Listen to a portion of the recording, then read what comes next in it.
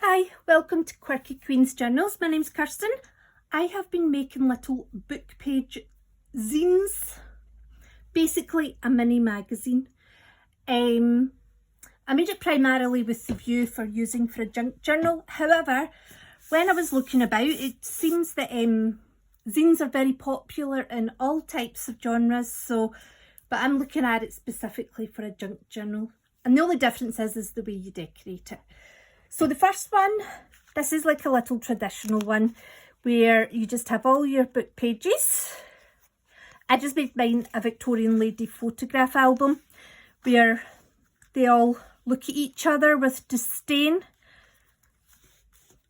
I do love it because they always look like they're not happy with each other. So this one was made, it's a little tiny one. And again, I just made it in a similar format, a wee picture in each page. Oops. A wee picture on each page. And, but for this one, I thought because it's so tiny, put it on the right way. My thought was this could be a wee one that you paper clip on to a page. So as soon as it's garden themed, I got out a vintage garden journal. Here is a page here. So just set it on the bottom. There we go. There we go. So we've got a normal one, a hidden paper clip one. And this one I made, this is an Art Nouveau one that I have made, and I have put little junk journal ephemera inside it. So I've got a little tag that I made with the collage papers I made in the last video. Just some Art Nouveau in the back. And because there's a lot of pink in it, I put a little pink butterfly and a wee pink ribbon. And then in this one, I put a little journaling spot with an absolutely beautiful Art Nouveau picture. And the back, because this is so small, but it's also quite a muted colour, so that's perfect as a journaling spot, and it's still got some interest. And I just made a scrappy little tear-off book, basically from all the wee offcuts that I've been keeping. So it's perfect for a little to-do list, or if you're reading, you just tear one off, put it in the page or whatever. Yeah, or a wee scrap that you might need to make a little bit of ephemera. Now, this is an envelope that I made with, it's Pepin Van Rooyen books, design books. So this is an Art Nouveau one, and I've just made a little envelope. And instead of tucking it inside, I thought, I'm going to tuck it outside just to be different. But I like the way that, because this is quite directional here, and I felt like that pointing down just added to that. So there you go. And what I love about this is the design I chose was actually a square to begin with. So it meant that everything was all in the correct place. The only thing that let it down was my folding skills. And the last thing I made was a tiny little mini journal. Well, it's more like a mini notebook. It's basically the same as this, but instead of a staple and just more of a rush job, I took more care and attention. I've wrapped the material around it, which is lovely. I have sewn it at the top, though. You could just glue it or staple it. I would just glue every page. Now, I've used the collage paper that I made. Oh, I haven't inked in there. The collage paper that I made in the last video, that is what the cover is.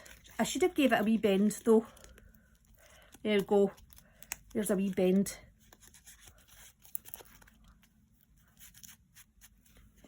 There we go.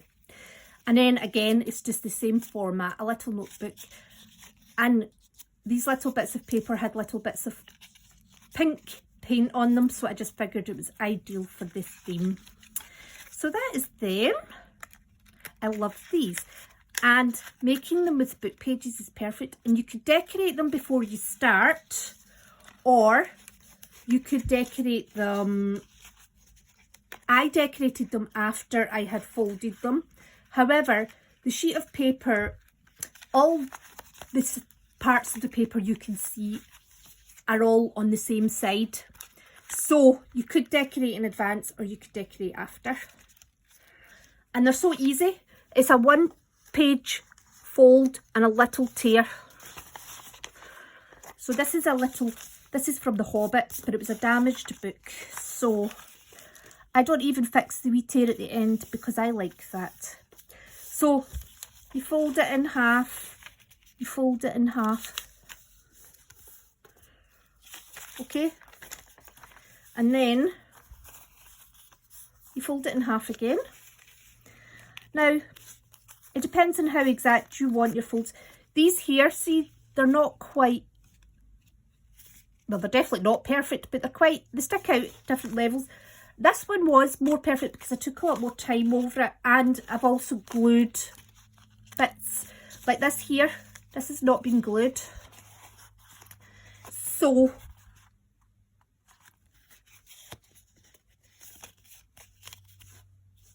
you could glue it. You could glue the bits down, but you don't need to. That's the whole point. And then you could use it as a big journaling spot if you covered the back, or you could turn it into one with pockets, etc. if you wanted to. Anyway, oh, and you can also say, today I fancy this one as the first page, or today I fancy this one as the first page. Anyway, I'm trying to show you. I'm going to start again. Right, fold it in half, open it up, fold it in half lengthways, fold it over, and then fold it over again. Okay, well, this is going to be a little tiny wee cute one. And then go back to when you folded it in half this way, where you made like a square with it, kind of. Now see here, where is it? I have a pencil. See right there, that is your fold. That's where your folds all meet. And this here, you are going to tear from here to here.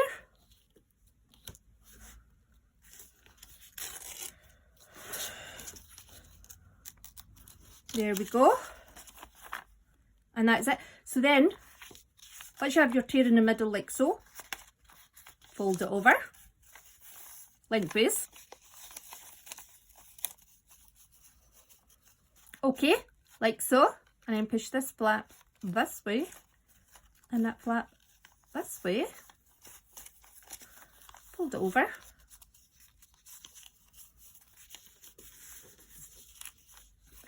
And then I keep the ragged bit at the top. Don't know why. 1, 2, 3, 4 pages. It's not the tidiest. Probably the paper I used wasn't the best actually, because it's a bit fragile. But there you go. And then I'm going to get a big piece of book page. One of my microwave cookbook pages. I'm going to do the exact same thing again. Fold it in half, open it up, fold it in half, fold it in half, and fold it in half.